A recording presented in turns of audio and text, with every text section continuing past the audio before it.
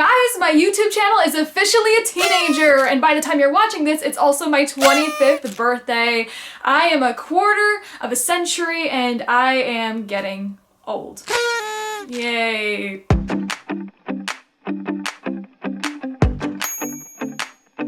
Hey guys, welcome back to my channel. This is kind of an abrupt video. I did not plan this out in advance. But I wanted to take this moment with you all to celebrate my 13th YouTube anniversary. On November 25th, 2010, this channel that you all know and love today was born. And then the next day was my birthday, which meant that this channel was technically my birthday present at the time. It's so mind-blowing to see my channel approach this milestone already. I was talking with one of my cousins about this, and she said that technically my YouTube channel is old enough to start its own YouTube channel and Instagram and Twitter. Like, isn't that wild?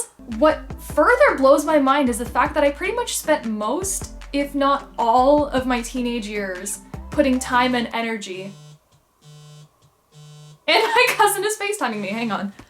Okay, and we're back. Like I was saying, it's so interesting how I pretty much spent all of my teenage years putting my time and effort and energy into this channel and getting it to where it was now, like ages 13 and 19. Even now as a young adult, I'm still making these videos, and you know what? I am still loving it. You know, now that my YouTube channel is 13, what would happen if the characters from behind the scenes also acted like 13-year-olds or acted like teenagers in general? Well, that question will be answered in today's video with a couple of hypotheticals. One key teenage trademark is the rebelliousness and risk-taking behaviors involved. Phineas, come over here a sec. What's up? Check out this comment. Someone dared me to jump off the roof into a blender. Yeah. Isn't that against our safety protocols for the show? Yep. You know this act can cause serious bodily harm, right? Mm-hmm. And you do know that a direct violation of this conduct could lead to serious penalties for your standing and maybe even make you lose your job at the studio you love? You make it sound like it's gonna be hard. But you are right. This act can be very dangerous. If I'm not wearing a helmet... Justin? You did not just sign a waiver form. You're pretty serious about this, aren't you? I don't recall taking orders from you. I'm a grown dog, I can do whatever I want. I gotta give the people what they want online, and the people want this.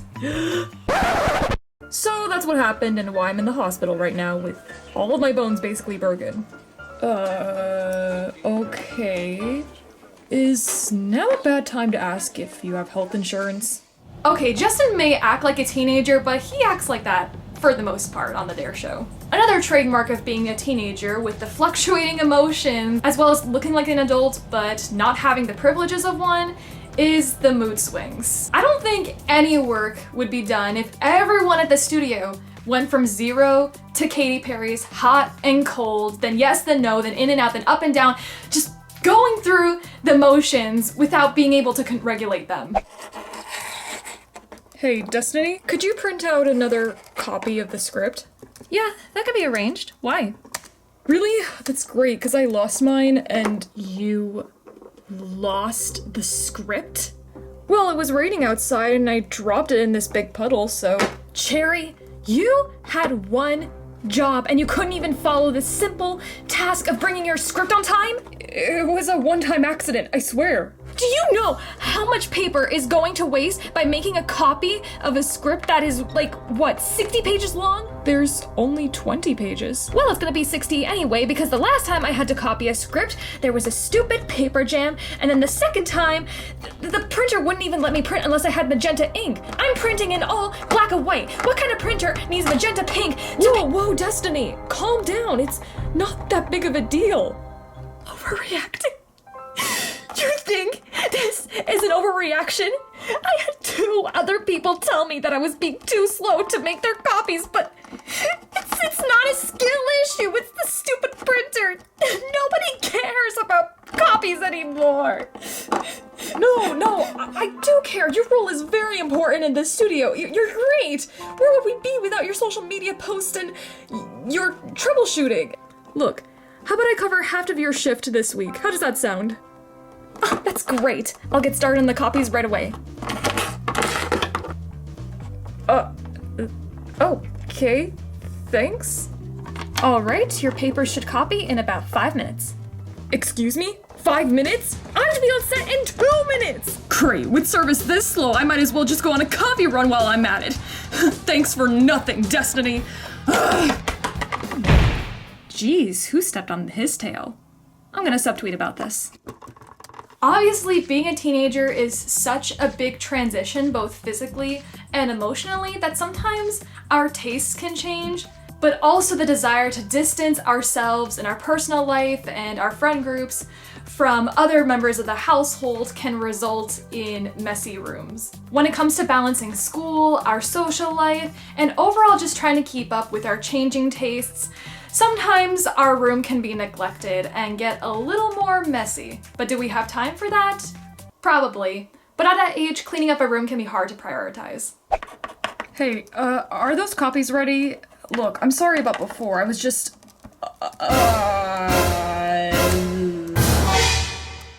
Oh, good timing. Your copies are ready. Did you have a rager in the 5 minutes I was gone? No. It was like this when you first got here. Okay. Your scripts, I think, are behind those donuts. Nope. Okay, behind that pig. Oh, there they are. So, are you gonna clean this up? Maybe later. You want some soda? There's some on the ground for you. Yeah, I think I'll pass. And then when I come back, you better have taken care of the Justin Bieber head. I don't even know what you're doing with it.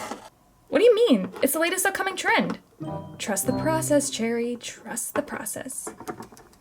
Okay, this may not age well if you're an adult like me that has a messy desk at their workspace. But I wouldn't consider that a mess. More like organized chaos. Every object has their place, and if we move them, we're gonna forget all about it. At some point before or after they become a teenager, teens have probably already got the talk with their parents and know that there's gonna be a lot of physical changes. Of course, we're not going down that road in today's video, but I think one major change we can all agree on that is both physically and emotionally painful and humiliating is facial acne. Starlight, you're gonna have to take your hat off. I can't see your face. No, I'm not gonna do that. I'm good. Starlight, we can't do the shoot if we can't see your face. Like, I don't see what the big deal is. This never leaves the room. Holy, oh my dog. Oh, one of those days, huh? You think? My face looks like a pizza slice covered in Parmesan. No amount of concealer is gonna make this go away. Believe me, I tried. Hey, you're not alone when it comes to struggling with acne. Selena had the same problem last week. I tried to ignore them, but these dog-forsaken pimples were bursting my last bubbles, so I may have burst a few. And I regret it now. Don't even get me started on Pongo's blackheads. What? Blackheads? This is what all Dalmatians look like. Now I'm regretting it now. Should I wear concealer? Oh gosh, what is everyone thinking of me now? Actually, never mind, those were freckles. And as for Layla, let's just say she had super dry skin. Oh geez, I think my psoriasis is acting up. Wait, the camera's not capturing all this, is it? No, definitely not. It's totally something we can clear up in post. I hope. Luckily, this is something that should hopefully phase out by the time you're an adult, but sometimes it doesn't and requires further intervention. And for that, I want to give a moment of silence to anyone that is currently struggling with acne, major or minor, in any form. You're not alone in your struggles. #AcneAllies. Oh gosh, that was cringy. Maybe I should cut that out. Nah, maybe not. Speaking of changers, this is around the point when teenagers also start to have a change of heart with their peers, meaning that they might start developing more romantic interests, whether it be with different or same genders, or maybe not at all. For teens, this is usually their first love that often goes unrequited. So it might be a bit tough for members of the studio to get along if everyone just started their confessing their love for each other. I think I was just hit by an arrow, Doc. An arrow. And how exactly did that happen?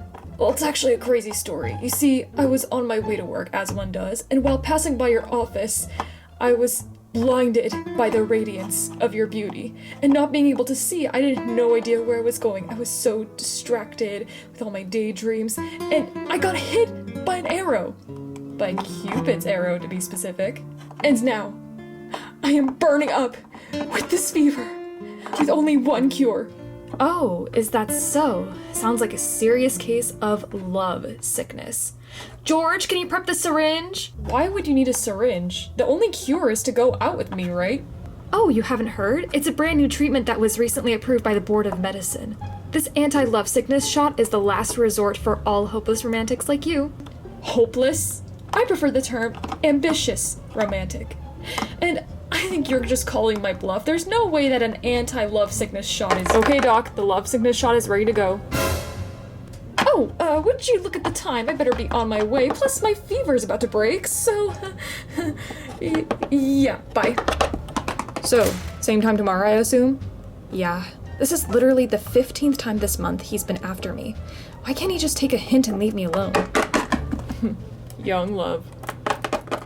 But hey, at least Justin and Daisy were able to make it work. Now they're an official married couple. Speaking of peers, most teens at this age will develop a much higher consciousness of their social life, meaning that they'll begin to recognize that the people that they once came to realize as friends are starting to drift away into their own interests, which can lead to direct and indirect peer pressure, our desire to engage with what other people are doing just so we can fit in. But the problem is, if this were to happen in an adult's work environment like the studio, it can be very difficult to have a diverse and widespread array of ideas when everyone at the table are yes men and agree with each other.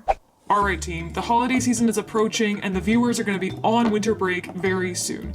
So I need as many ideas on the table as possible. I would like each and every single one of you to contribute your ideas. There's no wrong answers. Just be creative and we'll just go from there. How about you go first, Daisy? Okay, well, my idea was we would create this Christmas Carol spin-off, but it takes place at high school. So it basically follows this protagonist who's having a bit of a rough time, but when she goes to the past, present, and future, there's a little plot twist at the end. Good start. Justin, how about you?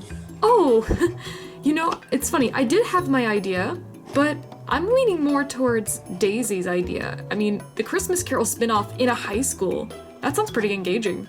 Alright, that's great that you like Daisy's story, but I want to see other ideas on the table. Layla? Oh, Daisy already took my idea. Okay, well, can you think of any other stories we could write? Anything at all?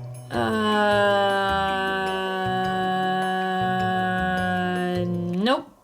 Okay, we'll just circle back to you later. Anyone else? I have a question.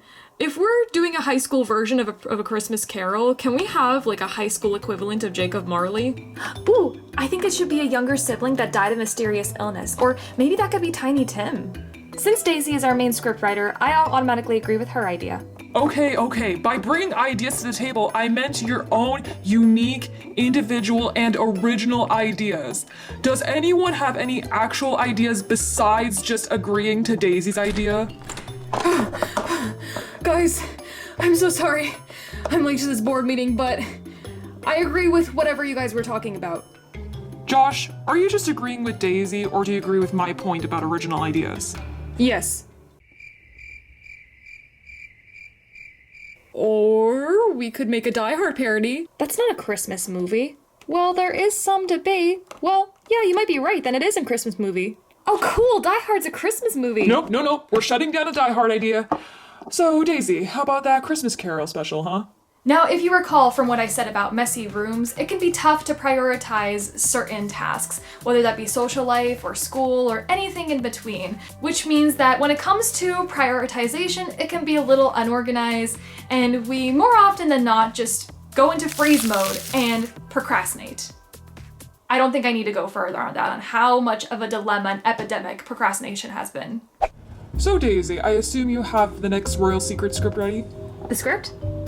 Of course! I mean, I wouldn't be lead scriptwriter if I didn't have it. That'd be crazy.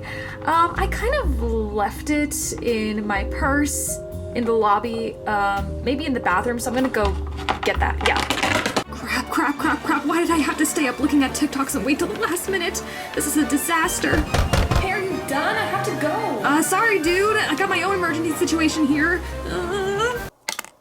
There. That wasn't so hard. Next episode script is ready to go. Great work, Daisy. A little messy, but your timing this is a key indicator of great performance. Oh, it's no problem at all. I'm happy to do it. Aren't you handing back our employee performance reviews today, too? Oh, yes, the performance reviews of each and every one of you. I will definitely get those to you by the end of the day, which, you know what? Now that I think about it, we can definitely pick back up on this session later. Meeting adjourned. Oh, crap. Why did I waste this month going to happy hour instead of doing the performance reviews? Cruddy Wi-Fi. Dude, are you finished? You've been in here for an hour. Well, whatever your emergency is, it can't be worse than this. The last thing I want to say about a teenager is that despite all of the negative things I mentioned, it is an important period of time for one to find themselves, go on a journey of self-discovery, try on new activities, and figure out what they want to become when they're adults. What role do they want to have in their society? But that might be a little bit tricky when you're an adult who's gone to college, declared their major, got a degree, and got their first full-time job. Can be tough to afford these major pivots in your career. Quick disclaimer, I am not trying to discourage the idea of trying to find yourself. It is perfectly okay if suddenly as an adult you realize that this career path is not working to you. Career pivoting is actually more common than you think, and especially more prevalent than ever with the current recession and current job market right now. I'm just saying that if everyone collectively in one workplace started having journeys of self-actualization, it might be a little chaotic, especially at the Puppy Lover 863 studio. Hey, Maddie, are you still in there? Starlight is currently understaffed working on outfits and she needs your help. Huh? Oh, Daisy? Did I forget to tell you? Tell me what, exactly? Look, it's been really fun getting to work for you in outfit design, but I recently just went on this journey of self-actualization, and I realized that being a costume designer isn't all it's cracked up to be, let alone an assistant costume designer. Whoa, Maddie, are you serious? Look, Daisy, it's not you, it's me. Please don't be mad. No, I'm not mad. You just hit me with something big. I'm just taking a moment to process it. Okay, no big deal. If you don't want to be costume designer, I'm sure Starlight can manage. But you can still act, right? Yeah, the thing is, I can do that, but I really don't want to anymore. What? Okay, now I'm starting to freak out. You're our lead role. Who could possibly replace you? You could split screen and act with my sister, or get a stunt double, whatever you need to do, I don't care. I feel trapped in the world of acting. Like, this isn't really me. Maybe if you need some help with writing, could I be your assistant scriptwriter?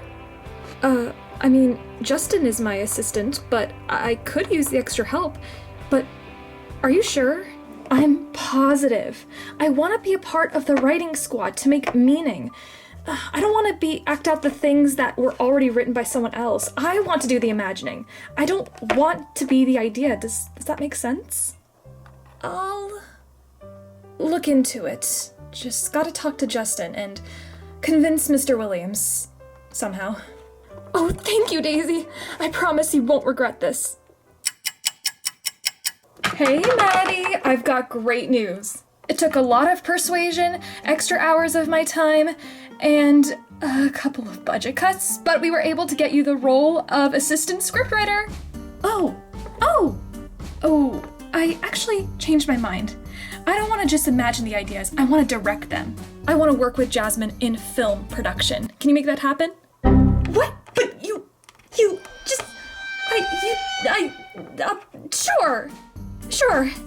What's another 2 weeks of persuasion and budget cuts and overtime? I knew taking you to the Barbie movie was a bad idea. Thanks, Daisy, you rock.